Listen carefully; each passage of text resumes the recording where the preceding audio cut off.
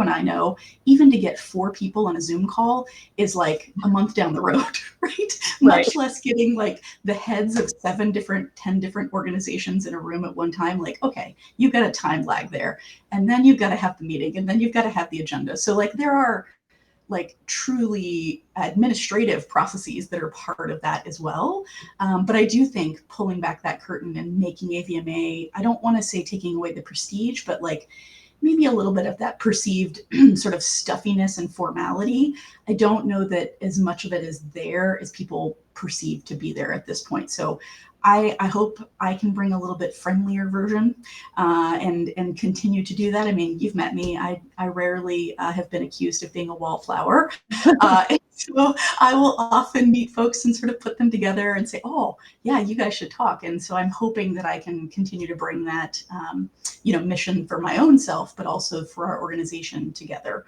And I would love to see us really still have this united place where we can all, come together, whatever that looks like. Is that CE? Is that, just having debates? Is it having a town hall session? Those are all really good things I think the association could do, and really are not that big of a lift from what's already being done. It's just one more little piece of feedback that needs to be, put into the process.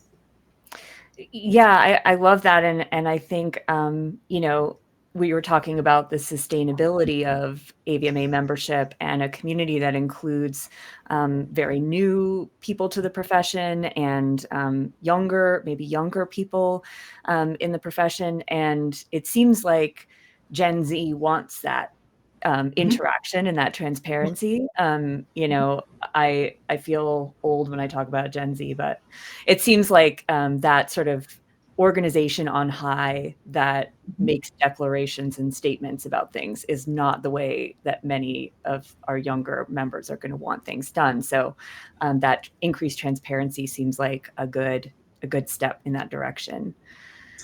Speaking of younger members, because we both were those people at one point. It seems like 100 years ago, but it was true. Looking back, like 2 years ago. I think it was. Yeah, I mean, I'm 27, right? Yeah, for sure. I'm going to be 27 forever. Yes. But if you could go back and give advice to young Jen, what would you tell her? Wow. So we're not going to get into all the pathology that's associated with this,